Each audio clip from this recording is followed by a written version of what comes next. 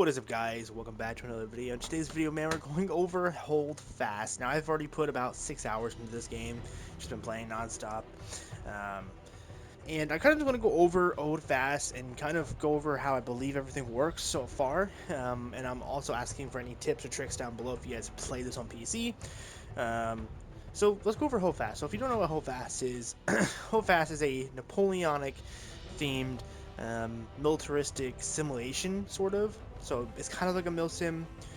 So they take everything very, very seriously, but at the same time, when you're in the game, it's not taken very seriously. But you guys got music, you guys got loud yelling, and it's just a fun thing. But it's built around a mil simi vibe, where you have realistic controls, settings, all that type of stuff. They also have World War One as well, and I think, in my opinion, this is probably the best World War One game out there right now. There is a couple games that do World War One. We have Battlefield One, but from a realistic standpoint, Battlefield One's not that great. But from a gameplay perspective, I do think Battlefield One's a fantastic game. The next one is going to be Verdun, and Verdun is great. It's just very bare bones. This front lines is what they call it in this game. It's very good.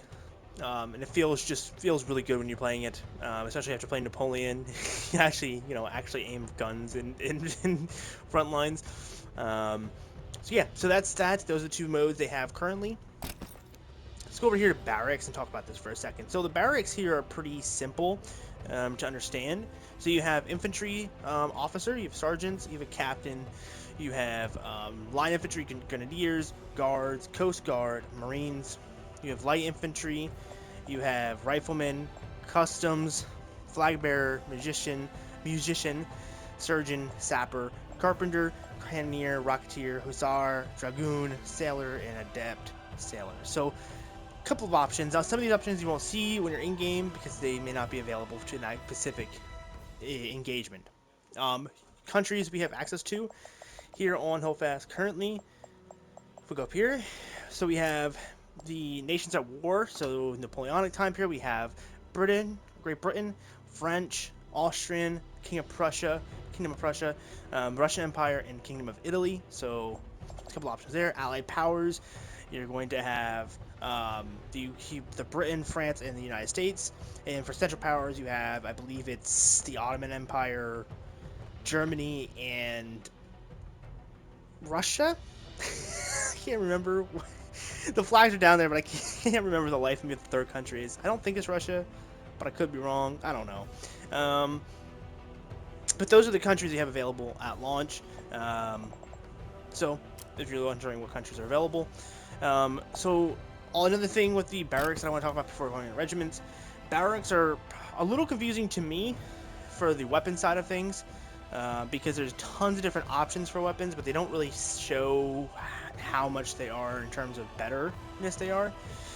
So it does appear that, for example, I'm going to use line infantry because line infantry is probably the most basic form of combat during the Napoleonic Age. Line infantry is going to be your things like you're basically your grunts of the time period. So I currently own 3 muskets currently. We have the default one, which right here is called the Charleville Standard Year. This is going to be the base rifle. But I also own the Russian 1808 pattern and the land pattern Brown Bess. Brown Bess is the newest one that I've bought as well. So again, they call money in this game shillings. You earn shillings from doing armory contracts and that type of stuff. So pretty simple stuff right there. Now, a lot of these seem to be just customized versions of weapons that already exist, but again, not totally sure. You can see here there is some really cool ones in here. A lot of these DLC based ones are Armory Pacific Challenge ones are really, really good. This one's really cool. This is like a customized etched in one. This one's available for 7,500 shillings, so you have to save up a lot of shillings to get access to this musket. Then you have some here, like you get the Black Powder Firearms DLC, you can get the Ottoman Tunuk musket or the Boet musket. So again, very, very simple. Again, different things have different things. So for example, sergeants do not have I'm sorry, not sergeants. The line officers do not have muskets. They have handguns or pistols. So there's a couple different options here. You can choose from pistols. They have swords. Most things that are not infantry related have swords. So sergeants have swords or spikes, depending on, like, this one has spikes. Captains have swords. I think guards have swords. Um, Marines do not. Coast Guard has swords. Riflemen have swords. So, and flag bearers obviously have swords and pistols, and the musicians have pistols and swords, etc. Now, let's go over to the next thing here in barracks that I want to talk about. Let's go back to line infantry, and that is customization for your characters. So there's a couple options here you can choose for your characters. You have some uniforms to choose from. This one's unfortunately none because it's light infantry, but some groups have more options. I'm so sorry, I got hiccups. And some units have more options. You also have options for backpacks. Again, this is all just, customization. Yes! You have some options here for different types of Load case rockets! Abandon ship! different Anchor! options to say for voices. And you also have options for gestures. Sir. We also have a thing here to see the level, as well as your just get a kind of better idea of your abilities and traits and stuff. And that's for everything, goes for everything. So let's go to regiments. Regiments, I'm a part of the 44th Regiment. This is a regiment that I found on TikTok that was offering new members to join to kind of learn how the game. So I've been playing with them. I haven't actually seen any of them in game yet, but from what I've heard, they're pretty great guys. I think General Todd's one of the guys that's infamous over online for for Holdfast. So I don't know. But regiments are kind of like clans, I guess you could say. They base their way to acknowledge that you're a part of a unit. So that's pretty much the gist of regiments. I haven't found anything specifically to do with regiments quite yet, but obviously it's a thing you can do. Leaderboards, pretty self-explanatory. Settings, pretty self-explanatory, and then they obviously have a store, pretty self-explanatory. If you join Discord, you can get a free face customization, so make sure you join the Discord right there. Armory. So this is the armory. This is kind of be like contracts, sort of. I guess the best way to explain to this is like contracts in like other video games have contracts so you can do challenges, and they're called contracts. These are basically the same thing. They're just called armory challenges or orders. And you can do challenges. Some of these are very simple. Like I think some of these challenges get like 5 bayonet kills or use a taunt a certain amount of times, etc. So very simple challenges. I'm almost done tier 1, as you can see. I'm about halfway. And there's, I think 5 tiers total.